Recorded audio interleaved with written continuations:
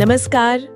आज हम हॉलीवुड और चीन के इस उलझे हुए रिश्ते पर थोड़ी गहराई से बात करेंगे। हाँ, मतलब ये कैसे हुआ कि अमेरिकी फिल्म इंडस्ट्री पैसों के लिए चीन पर इतनी निर्भर हो गई? बिल्कुल, हमारे पास कुछ लेख हैं जो इस पूरी कहानी को परत दर परत खोलते हैं। एक जमाना था हॉलीवुड मतलब बेवर्ली हिल्स, बड़े स्टूडियोज, रेड कार्पेट्स। हाँ, ग्लैमर। लेकिन फिर वॉल स्ट्रीट आ गया। हाँ, तो चलिए वहीं से शुरू करते हैं। कैसे कॉर्पोरेट दुनिया ने हॉलीवुड को बदला, वो 80s और 90s का दौर। बिल्कुल, वो एक बड़ा बदलाव था। स्टूडियोज एक एक करके बड़े कॉर्पोरेट ग्रुप्स का हिस्सा बनते गए। जैसे कोका कोला ने कोलंबिया पिक्चर्स खरीदा, फिर बाद में सोनी ने ले लिया। अच्छा। यूनिवर्सल पिक्चर्स, वो पैनासोनिक से सीग्राम, फिर विवेंडी, जीई, एनबीसी के साथ, और आखिर में कॉमकास्ट। लंबा सफर था।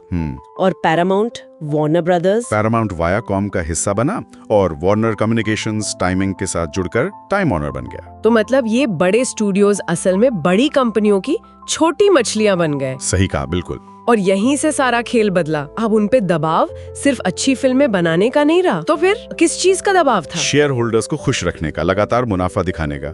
वो अब एक बिजनेस यूनिट थे जिनका काम था पेरेंट कंपनी के स्टॉक प्राइस को ऊपर ले जाना। मतलब क्रिएटिविटी से ज्यादा अब नंबर गेम हो गया। हाँ, काफी हद तक। और इसी माहौल में 2008 में iron man I. Iron man, हाँ, वो तो एक टर्निंग पॉइंट था। बिल्कुल, ये सिर्फ एक हिट फिल्म नहीं थी, इसने एक नया बिजनेस मॉडल खड़ा कर दिया। मैंने सुना है कि वो किरदार भी इसलिए चुना गया क्योंकि किसी फोकस ग्रुप में बच्चों को उसका खिलौना पसंद आ गया था। हाँ, ये बात भी है, लेकिन उसकी सफलता ने फ्रेंचाइजी मॉडल को जन्म दिया। फ्रेंचाइजी मॉडल मतलब सीक्वल, स्पिन ऑफ। हाँ, और उससे भी ज्यादा, action figure, theme park rides, video games, हर चीज। कॉर्पोरेट भाषा ने इसे सिनर्जी कहते हैं। अच्छा, सिनर्जी। लेकिन ये फिल्म बहुत बहुत महंगी थी, बजट बहुत ज्यादा होता था। कितना? मतलब अंदाजन कितना कमाना पड़ता था? प्रॉफिटेबल होने के लिए दुनिया भर में लगभग $1 बिलियन कमाना पड़ता था। $1 बिलियन? हाँ, और इसका मतलब था कि कमाई का लगभग 2/3 हिस्सा विदेशी दर्शकों से आना था। यहीं चीन की एंट्री होती है। एग्जैक्टली।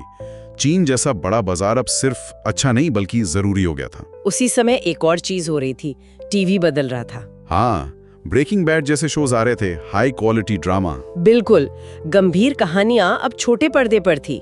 लोग महंगे फ्लैट स्क्रीन टीवी खरीद रहे थे। सही।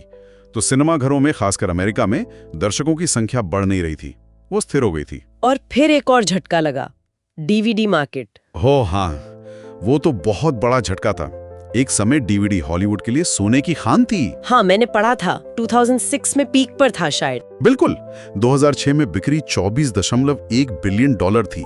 स्टूडियोज को बनाने में कम खर्च आता था और वो $20 में बेचते थे। वाह। लेकिन फिर आई 2008 की मंदी और नेटफ्लिक्स जैसी स्ट्रीमिंग सेवाएं।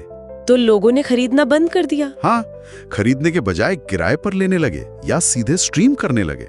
2008 तक डीवीडी बिक्री 33% गिर गई। 33%?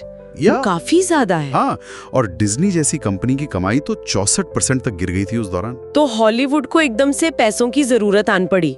एक बड़ा रेवेन्यू सोर्स गायब हो गया। बिल्कुल, उन्हें तुरंत नए पैसे की जरूरत थी और तभी चीन एक जीवन रक्षक नाव की तरह दिखा। लेकिन चीन का आकर्षण सिर्फ उसके साइज में था या और भी कुछ? साइज तो था ही, लेकिन वहां लोग अभी भी सिनेमा घरों में जा रहे थे।